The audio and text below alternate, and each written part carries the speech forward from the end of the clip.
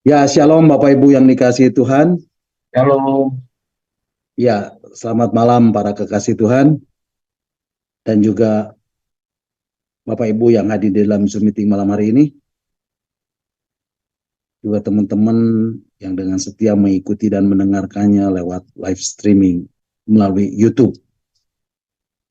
Selamat malam. Jumpa lagi bersama saya Stefanus Liwijaya dalam renungan-renungan hati kehadiran Tuhan.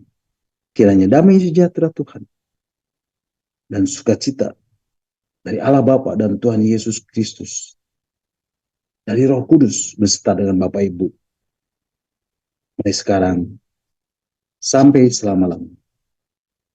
Nah, Bapak Ibu bersuka cita malam hari ini? Berapa banyak yang bersuka cita malam hari ini? Bapak Ibu, firman Tuhan mengatakan, bersuka cita, citalah senantiasa, tetaplah berdoa, mengucap syukur dalam segala hal, sebab itulah yang dikehendaki Tuhan di dalam Kristus Yesus bagi kamu. Bapak Ibu, malam hari ini saya merasakan ada lawatan Tuhan yang luar biasa lewat pujian yang sudah kita naikkan. Dan saya percaya ketika kita memuji Tuhan, Tuhan bertata di atas pujian umatnya. Amin. Dia ada di tengah-tengah kita saat ini. Berapa banyak yang merasakan Tuhan hadir di tengah-tengah kita malam hari ini? Boleh lambaikan tangan buat Tuhan. Haleluya. Bapak Ibu, dimanapun Bapak Ibu berada,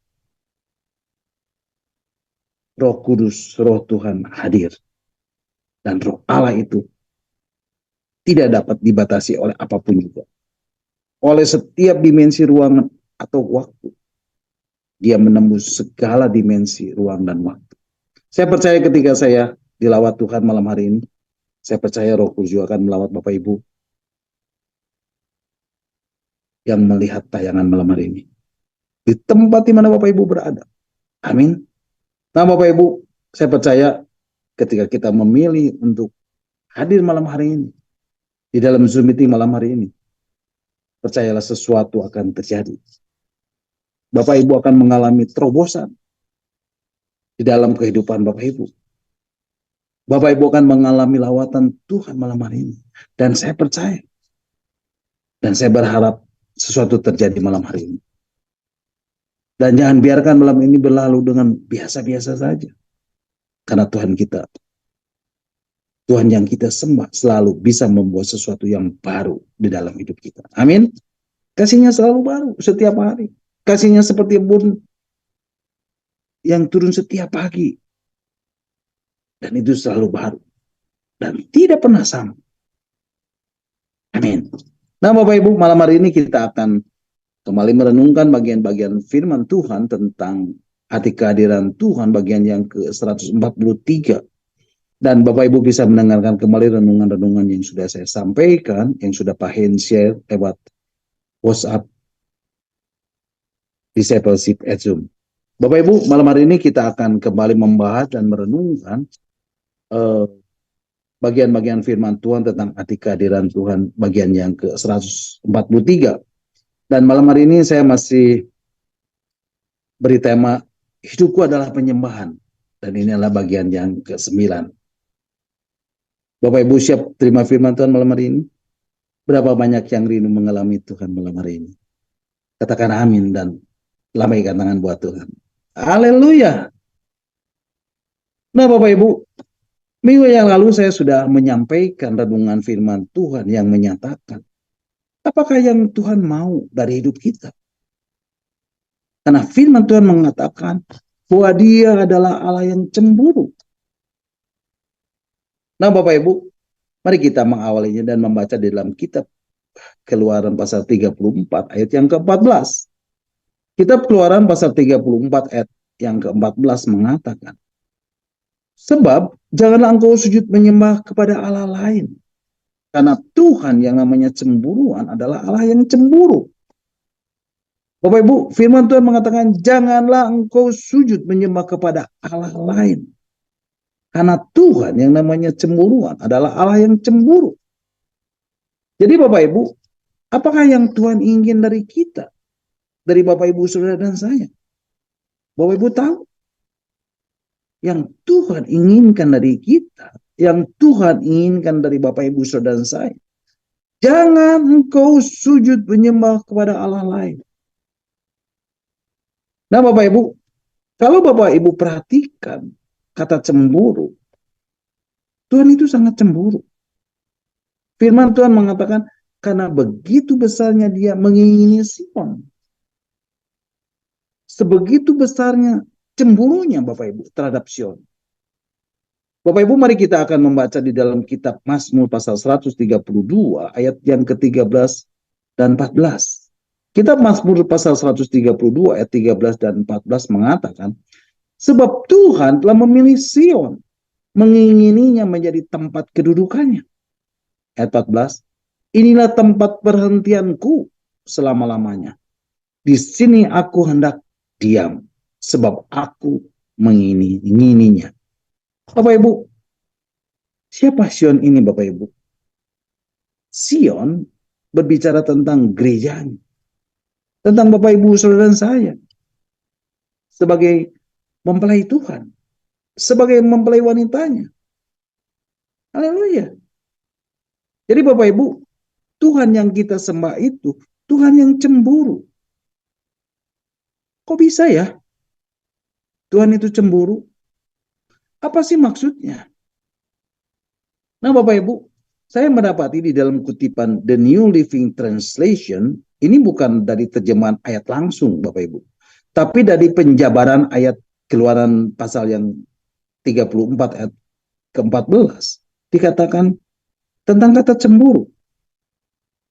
You must worship no other God but only the Lord, for is a God who is passionate about his relationship with you.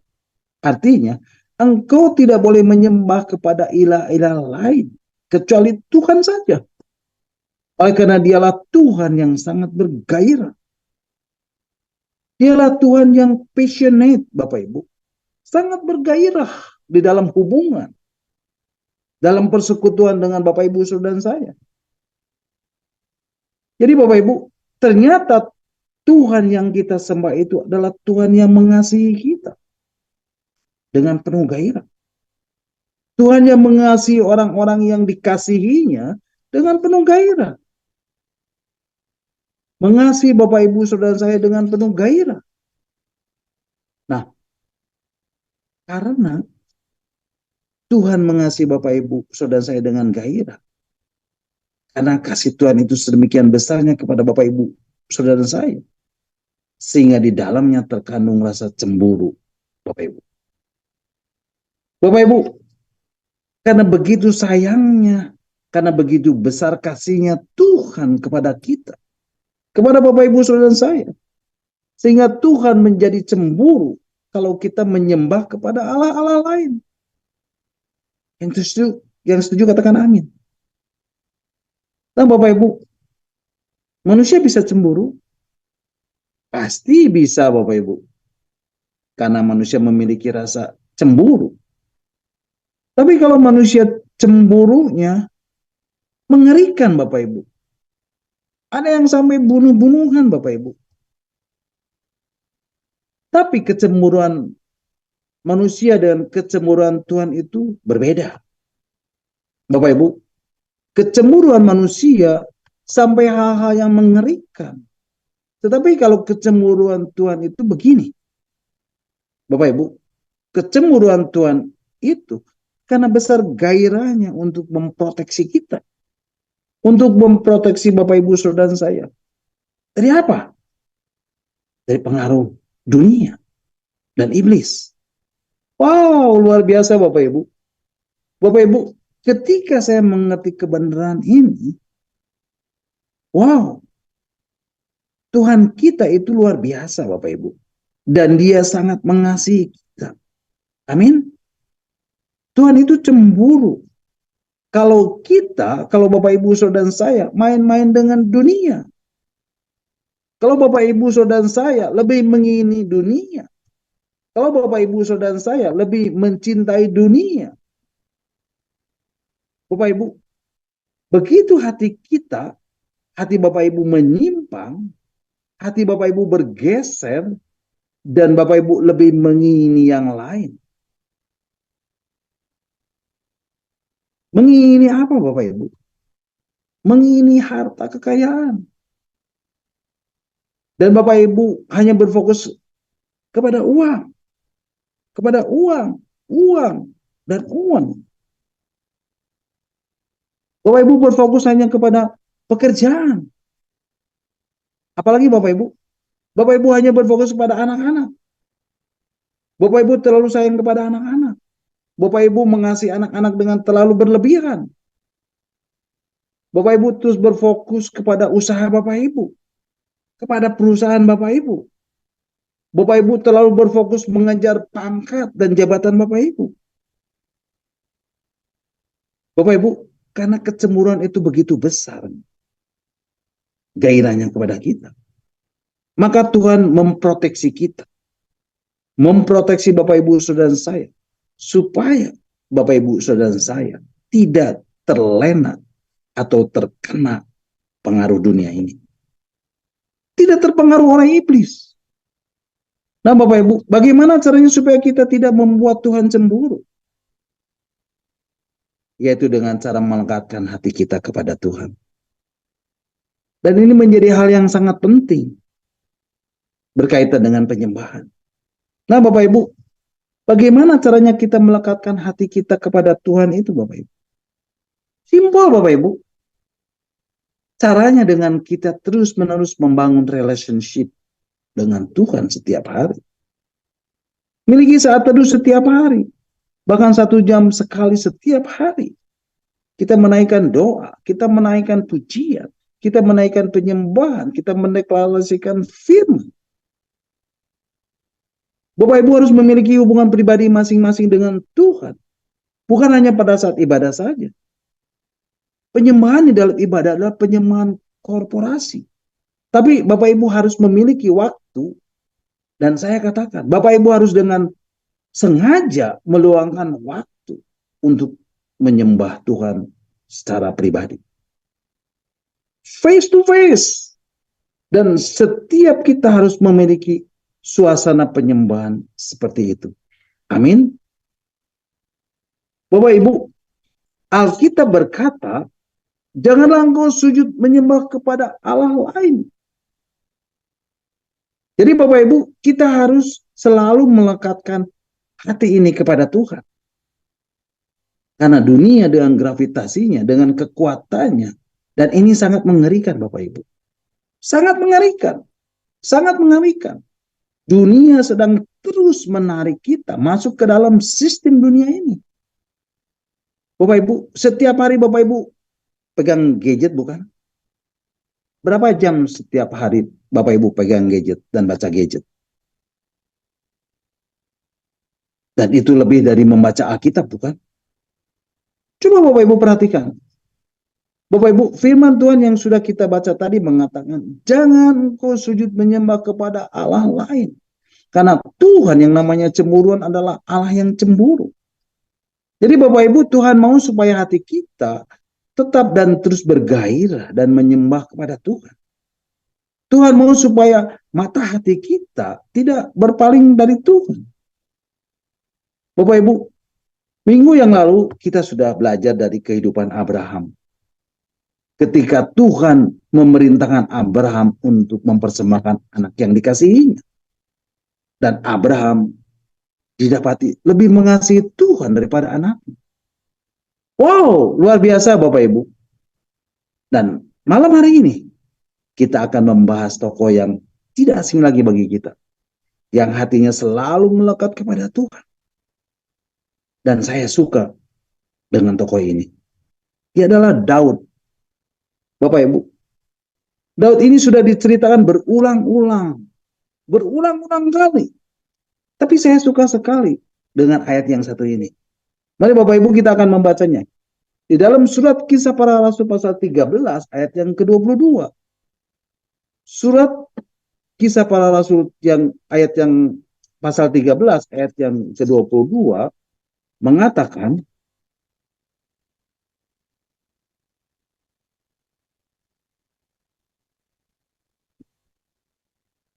Setelah Saul disingkirkan, Allah mengangkat Daud menjadi raja mereka. Tentang Daud, Allah telah menyatakan, aku telah mendapat Daud bin Isai, seorang yang berkenan di hatiku dan yang melakukan kehendakku. Bapak Ibu perhatikan, Tuhan kalau menyebut nama seseorang, itu lengkap Bapak Ibu. Dikatakan Daud bin Isai, seorang yang berkenan di hatiku. Nah Bapak Ibu, di dalam terjemahan bahasa Inggrisnya dikatakan, mana Bapak Ibu kita akan membacanya di dalam terjemahan New King James Version. New King James Version, Acts chapter 13 verse 12.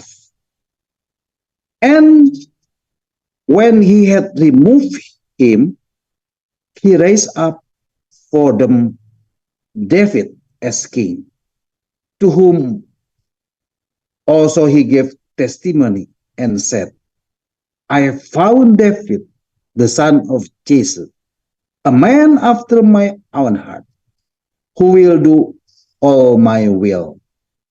Bapak Ibu perhatikan, dikatakan, I have found David, the son of Jesse, a man after my own heart, who will do all my will. Aku mendapati Daud bin Isai, seorang yang memiliki hati seperti hatiku, kata Tuhan. Dikatakan after my own heart, setelah hatiku sendiri. Bapak Ibu, hatinya Daud ini selalu mengikuti hatinya Tuhan. Hatinya Daud ini persis mengikuti hatinya Tuhan. Hatinya Daud ini persis di belakang hatinya Tuhan. Dan Daud seorang yang melakukan semua kehendak Tuhan. Jadi Bapak Ibu, Daud ini dikatakan a man after my own heart. Dan Daud ini who will do all my will. Seorang yang melakukan segala kehendakku. Segala kehendak Tuhan. Wow, luar biasa Bapak Ibu. Nah Bapak Ibu, ada satu lagi yang menarik buat saya. David ini dikatakan apa Bapak Ibu? Mari Bapak Ibu, kita akan membacanya di dalam terjemahan bahasa Inggris yang lain. Di dalam terjemahan bahasa Inggris, The Message. Firman Tuhan mengatakan, chapter 13, verse 22. After Saul had ruled 40 years, God removed him from office and put King David in his place. With this commendation, I have searched the land and found this David, son of Jesse.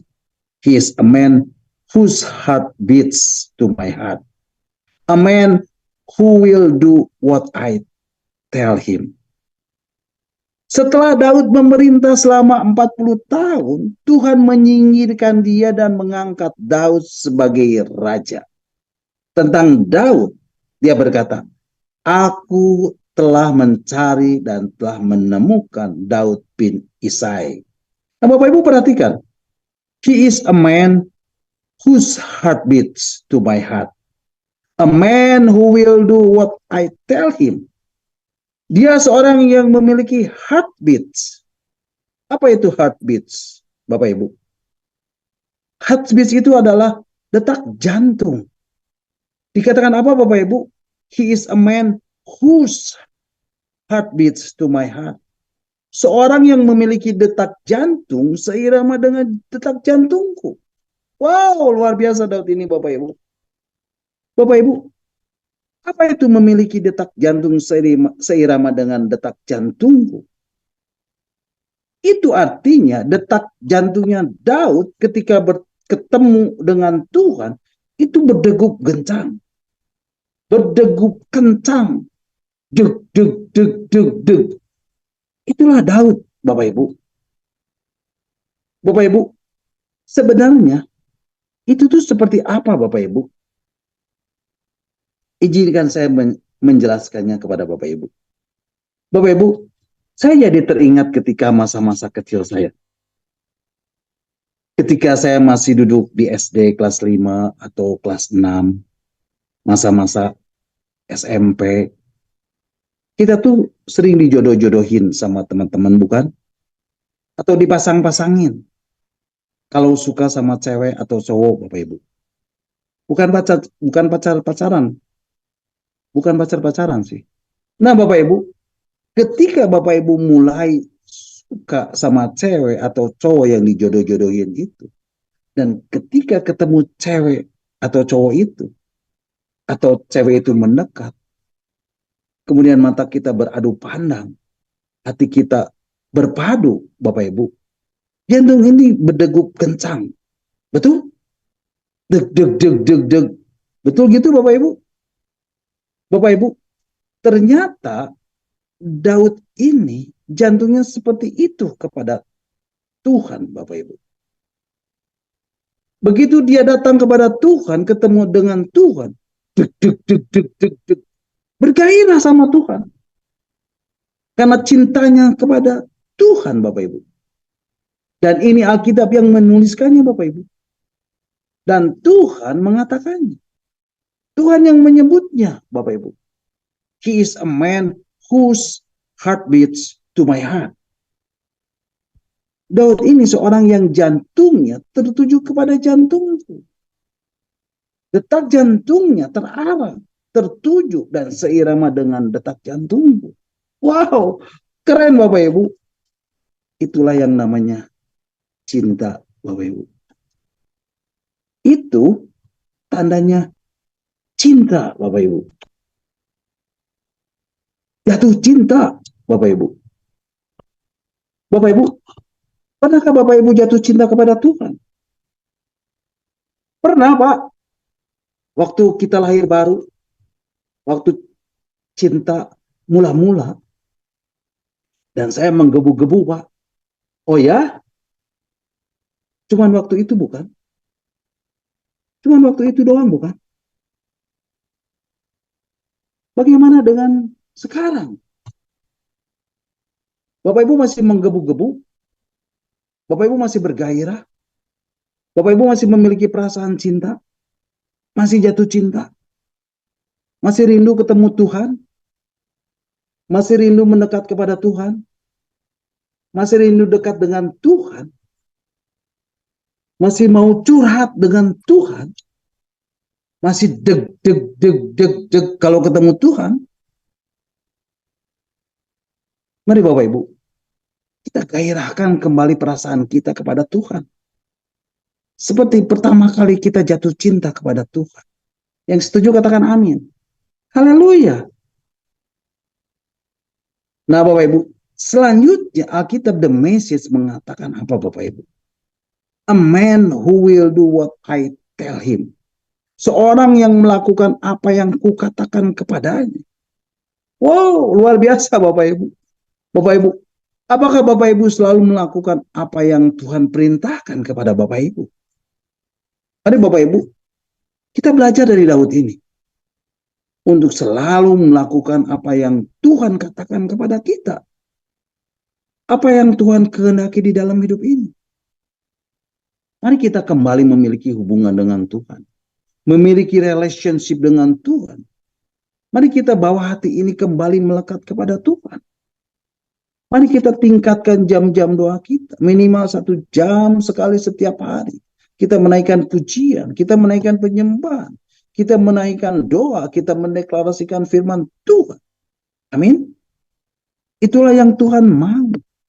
Ketika kita menjalani kehidupan di atas muka bumi. Sehingga kita tidak terdistract oleh pengaruh dunia. Oleh sistem dunia.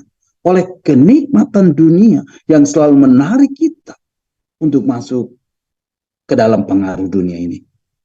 Dan akhirnya Bapak Ibu terpengaruh oleh dunia. Oleh si iblis. Dan itu yang membuat Tuhan cemburu. Ingat Bapak Ibu. Tuhan cemburu karena dia ingin memproteksi Bapak Ibu Saudara saya dari pengaruh dunia ini. Dari pengaruh si iblis yang terus menyeret Bapak Ibu Saudara saya untuk sujud menyembah kepada Allah-Allah lain. Jangan, jangan, jangan, dan jangan sampai itu terjadi. Amin. Nah Bapak Ibu, kenapa Daud disebut berkenan di hadapan Tuhan? Apa sih yang membuat Daud sampai Tuhan berkenan kepadanya? Bukan pertobatan seketika ketika dia berdosa dengan Betsheba. Bukan Bapak Ibu. Itu belum terjadi. Statement ini, sertifikat Daud berkenan ini, Daud belum jadi apa-apa. Dia masih remaja. Nah Bapak Ibu, ini yang saya dapat tentang Daud berkenan di hadapan Tuhan. Oh, dia orang yang suka nyanyi. Bukan Bapak Ibu. Ternyata Bapak Ibu, ketika Daud masih remaja, Daud tahu tentang tabut perjanjian. Ketika Daud masih remaja, ternyata tabut perjanjian sudah tidak ada.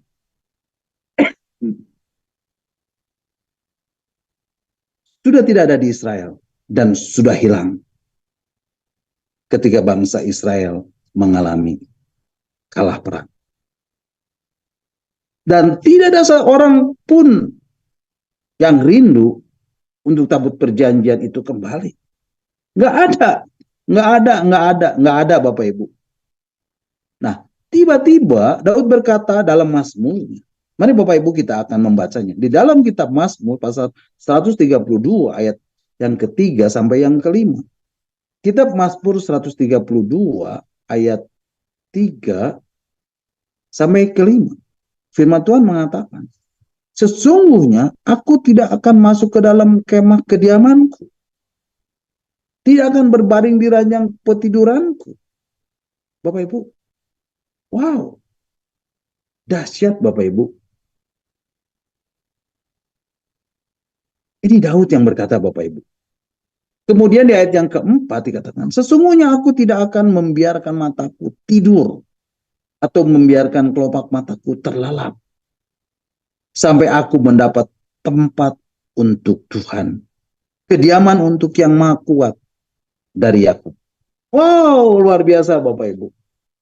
Bapak Ibu, ini Daud yang berkata, aku nggak akan tidur sampai aku melihat engkau ada di tempat kediaman.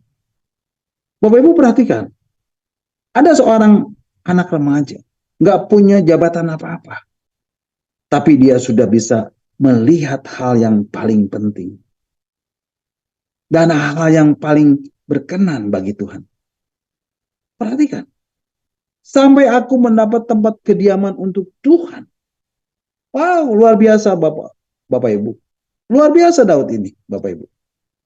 Bapak Ibu, di sini Daud sedang berbicara tentang membawa kembali tabut perjanjian ke Yerusalem. Inilah yang dikejar Daud. Dia mengutamakan untuk membawa kembali tabut perjanjian. Dan ketika Tuhan melihat Daud yang memiliki hati yang rindu untuk melihat tabut perjanjian, yang memiliki hati yang rindu untuk menghadirkan kembali kehadiran Tuhan ini, inilah yang membuat Tuhan berkenan kepada Daud. Haleluya. Terpujilah Tuhan.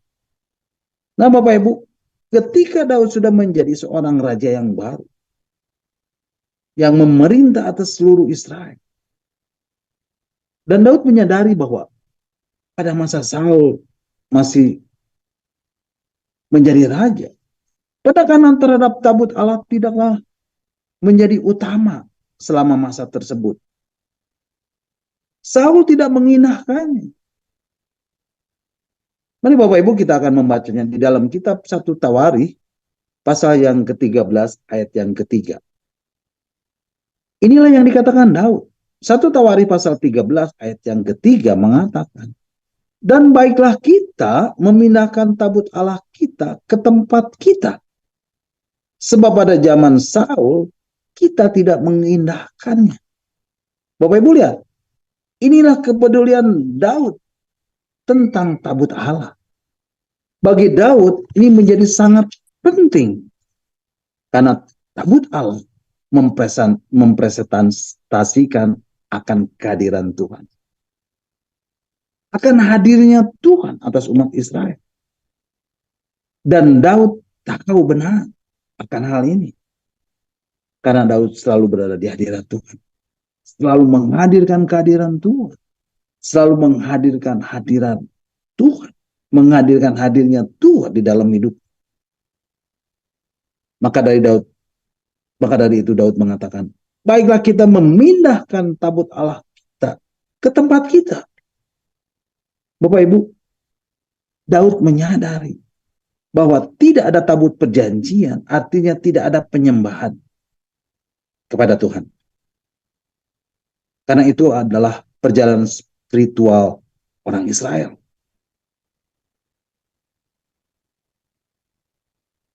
Dan perjalanan spiritual orang Israel itu akan menjadi seadanya saja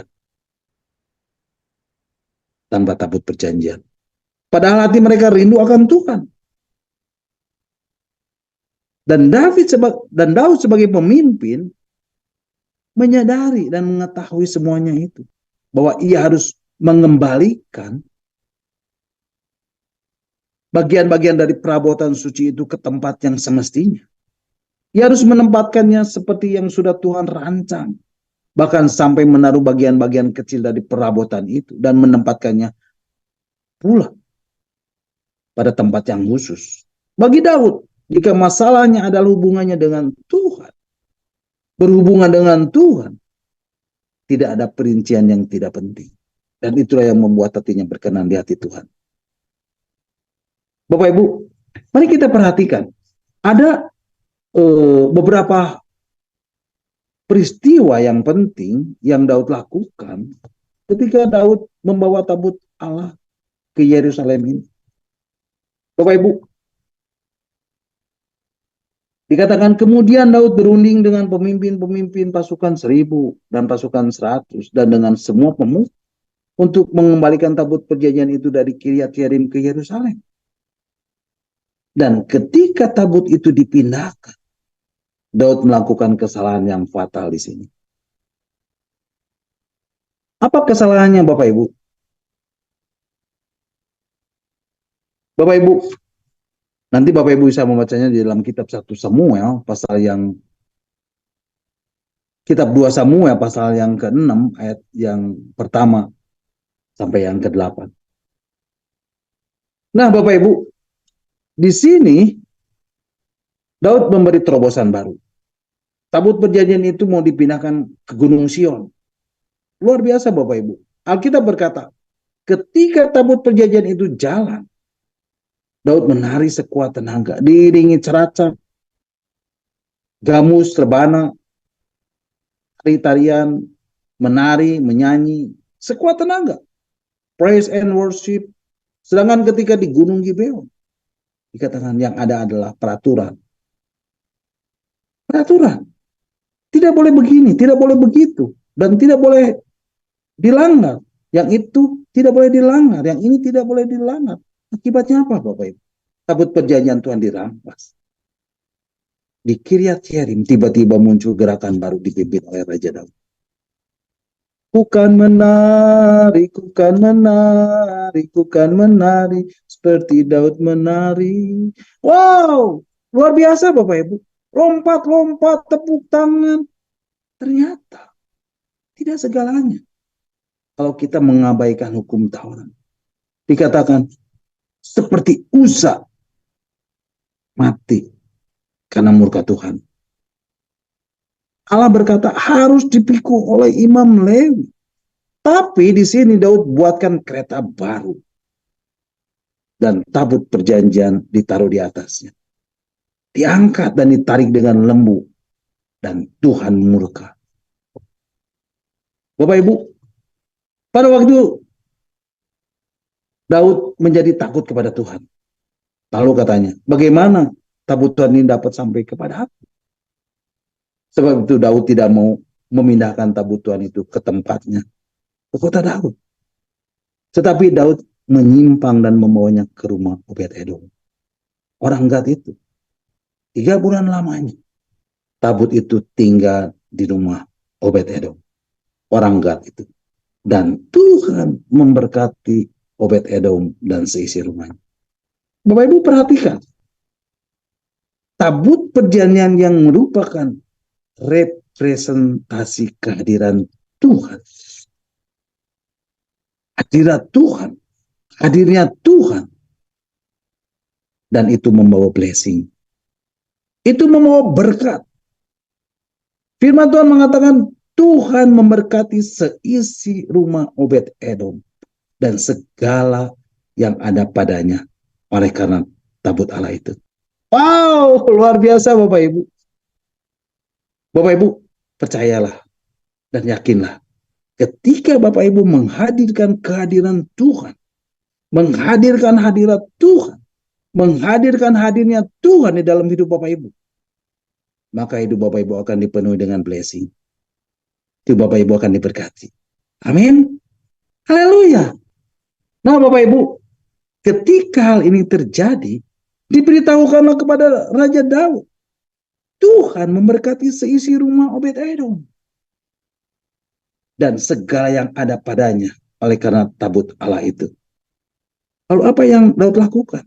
Lalu Daud pergi mengangkut tabut itu dari rumah Obed-Edom ke kota Daud dengan sukacita. Haleluya. Bapak Ibu lihat. Apa yang dilakukan Daud selanjutnya? Daud kembali dan pergi mengangkat tabut Allah itu dari rumah Obed-Edom. Dan dari sini Daud belajar yang tadinya haleluya, praise and worship, loncat-loncat, lompat-lompat, menari, tepuk tangan. Itu berbahaya kalau kita nggak ngerti firman Tuhan. Dan saya mau beritahu Bapak Ibu sekarang, yang model Gibeon, aturan. Dengar Bapak Ibu, tidak ada hadirat Tuhan yang dimanifestasikan. Yang cuma nari-nari, tarian, rebana, lompat-lompat, seruling, kecapi, praise and worship, itu disambar Tuhan juga. Nah, Daud belajar dari kekeliruan ini. Ada hukum yang aku langgar. Dan Daud bertobat. Dan dia katakan, kumpulkan orang Lewi dan angkat tabut perjanjian Tuhan ini. Seperti yang diperintahkan Musa. Dan Daud bawa tabut perjanjian itu ke Gunung Sion. Tetapi haruslah ada korban persembahan bagi Tuhan. Mari Bapak Ibu kita akan membacanya di dalam kitab 2 Samuel pasal 6 ayat yang ke-13 sampai ke-15. Kitab 2 Samuel pasal 6 ayat 13 dan 15 mengatakan, apabila pengangkat-pengangkat tabut itu melangkah maju 6 langkah, maka ia mengorbankan seekor lembu dan seekor anak lembu gemukan. Dan Daud menari-nari di hadapan Tuhan dengan sekuat tenaga. Ia berbaju efod dari kain lenan. Daud dan seluruh orang Israel mengangkat tabut Tuhan itu dengan diiringi sorak-sorai dan bunyi sangkakala. Wow, luar biasa Bapak Ibu. Bapak Ibu, inilah yang dilakukan Daud. Ketika tabut perjanjian yang disebut Tuhan semesta alam yang bertata di atas kerubim diangkat ke kota Daud. Daud menari-nari di hadapan Tuhan dengan sekuat tenaga. Ia berbaju efod dari kain lana. Daud dan seluruh orang-orang Israel mengangkat tabut Tuhan itu dengan diiringi sorak dan bunyi sangkakala. Bapak Ibu tahu cerita selanjutnya? Ketika tabut Tuhan itu masuk ke kota Daud, maka Mikal, anak perempuan Saul, menjenguk dari jendela, lalu melihat Daud meloncat-loncat serta menari-nari di hadapan Tuhan. Sebab itu ia memandang rendah Daud dalam hatinya. Tapi apa yang dikatakan Daud Bapak Ibu? Tetapi berkata Daud kepada Mikal, di hadapan Tuhan yang telah memilih aku dengan menyisihkan ayahmu dan segenap keluarganya untuk menunjuk aku menjadi raja atas umat Tuhan, yakni atas Israel. Di hadapan Tuhan aku menari-nari, bahkan aku akan menghinakan diri lebih daripada itu. Engkau memandang aku rendah, tetapi bersama-sama budak-budak perempuan yang kau katakan itu, bersama-sama mereka lah aku mau dihormati. Oh, luar biasa. Bapak Ibu, itulah pujian penyembahan yang Raja Daud lakukan. Dan itu adalah the best, Bapak Ibu. Jadi nggak heran Bapak Ibu, kalau Daud itu disayang sama Tuhan. Daud itu disayang sama Tuhan secara luar biasa. Karena Daud selalu memuji dan menyembah Tuhan dengan segenap hatinya. Wow, luar biasa Bapak Ibu. Daud menari-nari, melompat-lompat, bersorak-sorai, menanggalkan jubah kebesarannya, dan dengan seluruh tubuhnya memuji dan menyembah Tuhan dengan segenap hati. Dan bukan hanya dengan tubuhnya, tetapi seluruh jiwa dan rohnya dia persembahkan bagi Tuhan. Luar biasa Bapak Ibu. Bapak Ibu, kalau Bapak Ibu memuji dan menyembah Tuhan, jangan setengah hati, tapi dengan segenap hati. Semuanya all out. Seluruhnya. Bapak Ibu berikan itu kepada Tuhan. Dan dengan sungguh-sungguh. Kita memberikan tubuh, jiwa, dan roh kita untuk memuliakan Tuhan. Haleluya. Kemudian Bapak Ibu, tabut perjanjian itu sampai di Yerusalem. Dan Daud meletakkan di belakang istananya. Dan Daud tidak bangun kemah seperti Musa. Yang ada halaman, ruang kudus, dan ruang maha kudus. Daud tidak buat seperti itu. Daud hanya pasang satu kemah. Dan tabut Tuhan ditaruh dan diletakkan di tengahnya. Dan sekali buka pintu, langsung tabut. Gak ada halaman, gak ada ruang kudus, gak ada ruang maha kudus. Dan Daud taruh itu di belakang istananya. Dan dia bangun kemah. Isinya apa Bapak Ibu? Tabut perjanjian Tuhan. Ini simbol apa sebenarnya Bapak Ibu? Inilah simbol keintiman dengan Tuhan. Dan Daud memerintahkan anak buahnya, para pemuji dan penyembah. Dan ini ratusan jumlahnya untuk melayani Tuhan siang dan malam. Selama 24 jam di sekitar pondok Daud tersebut. Dan ini terjadi selama 36 tahun pada waktu Daud memerintah. Selama masa pemerintahannya Bapak Ibu. Dan Tuhan suka sekali dengan suasana itu.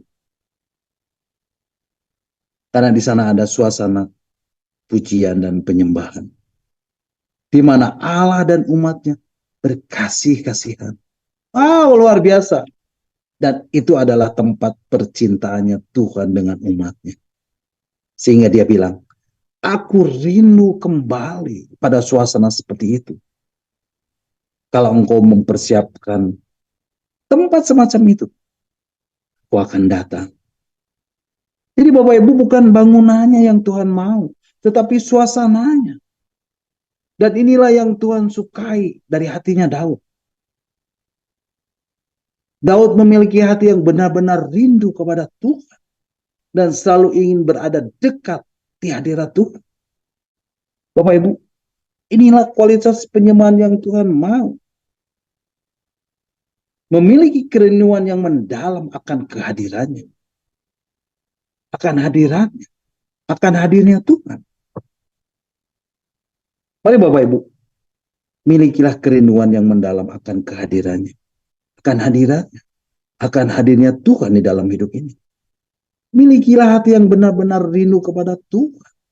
Dan selalu ingin berada dekat di hadirat Tuhan.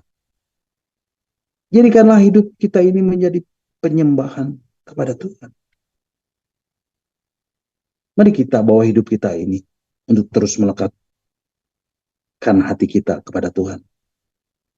Dan membawa hidup ini sebagai penyembahan kepada Tuhan. Tuhan, inilah hidupku.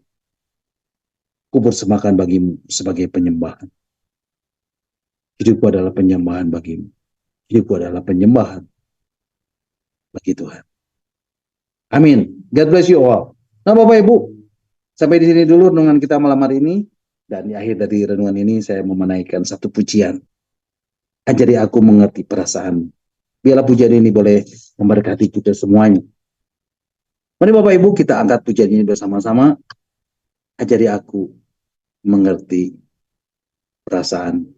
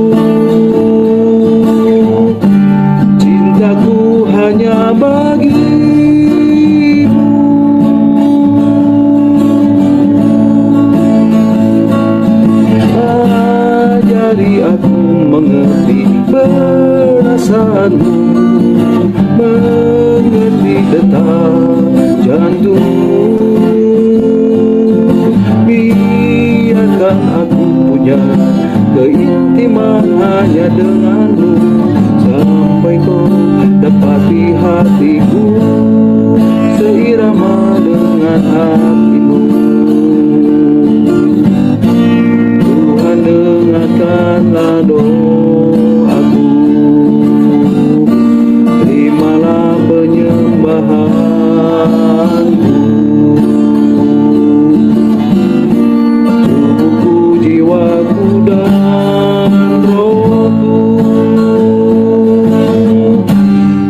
cintaku hanya bagimu.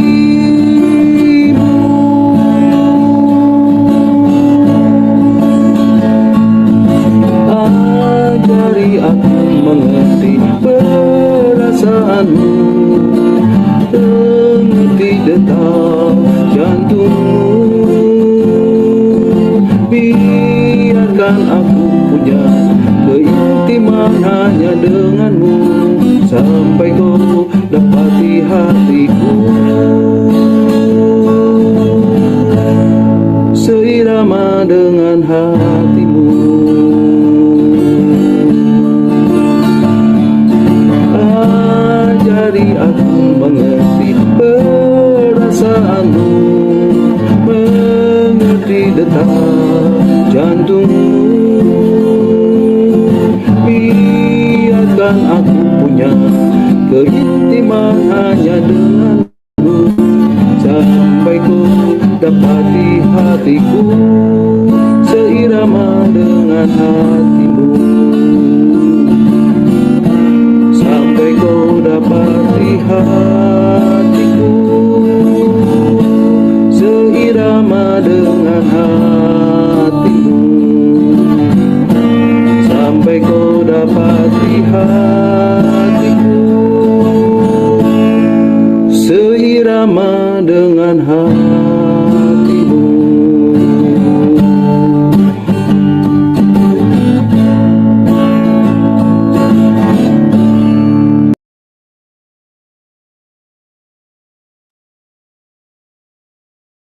Amin. Haleluya. Terpujilah Tuhan. Nah, Bapak Ibu, sampai di sini dulu renungan kita malam hari ini. Dan Bapak Ibu bisa mengikuti dan mendengarkan kembali renungan yang akan saya sampaikan minggu depan dalam Zoom meeting Evangelist Planner ini. Dan saya percaya setiap firman Tuhan, setiap kebenaran ini akan mengubah hidup Bapak Ibu, saudara dan saya. Dia adalah firman yang hidup, dia adalah firman yang kuat, dia adalah firman yang tajam, yang menembus setiap dimensi kehidupan, apapun itu, sekalipun, walaupun, bagaimanapun hidup Bapak Ibu, saudara dan saya. Percayalah, ketika Bapak Ibu, saudara dan saya mencari kerajaan Allah dan kebenaran, maka semuanya akan ditambahkan kepadamu. Amin. God bless you all. Nah, silakan Bapak Ibu kalau ada yang mau menambahkan atau ada yang mau bertanya, nanti Pak Heinz dan Pastor Lepri yang akan menjawabnya. Amin. Tuhan Yesus memberkati. Puji Tuhan. Mari Bapak Ibu, kita akan kembali mengucap syukur buat renungan yang sudah kita dengar dan sudah saya sampaikan, dan kita berdoa. Bapak, kami mengucap syukur buat malam hari ini. Kalau hamba-Mu sudah menyampaikan apa yang menjadi isi hati-Mu, apa yang menjadi pesan-Mu malam hari ini, apa yang menjadi kebenaran firman-Mu malam hari ini. Tuhan, kami mau berikan semuanya kepadamu, Tuhan. Kami bawa tubuh kami, kamu bawa jiwa kami bawa roh kami. Kami mau berikan semuanya hanya untukmu, untuk menyenangkan hatimu, Tuhan. Kami mau Tuhan, kami mau menjawab semua panggilan-Mu atas kami. Terima kasih Tuhan. Ajari Tuhan kami untuk mengerti perasaan-Mu. Ajari kami untuk kami mengerti detak jantung-Mu, Tuhan, seperti Daud mengerti akan detak jantung. Berikan aku keintiman Tuhan dengan Tuhan. Tuhan, bawa kami Tuhan untuk kami memiliki hati yang seirama dengan hati-Mu. Terima kasih untuk firman malam hari ini Tuhan. Engkau meteraikan di dalam setiap hati kami masing-masing. Biarlah firman Tuhan ini boleh tetap tinggal di dalam hati kami dan mengubah hidup kami untuk kami semakin hari menjadi semakin seirama dengan Engkau. Terima kasih Tuhan. Terima kasih untuk saat yang indah boleh kami lewatkan kebenaran firman Tuhan ini. Biarlah Tuhan Engkau akan berkati setiap kami yang sudah mendengarkannya. Kami serahkan waktu-waktu kami selanjutnya dalam tangan Tuhan. Ketika kami berdiskusi, ketika kami sharing, Tuhan yang akan memimpin kami. Terima kasih Tuhan. Kami serahkan waktu-waktu selanjutnya ke dalam tangan. Di dalam nama Tuhan Yesus. Mari Bapak Ibu yang sudah diberkati melalui kebenaran firman Tuhan malam hari ini, bersama-sama kita katakan amin. Amin. Amin. Amin. Amin. Amin.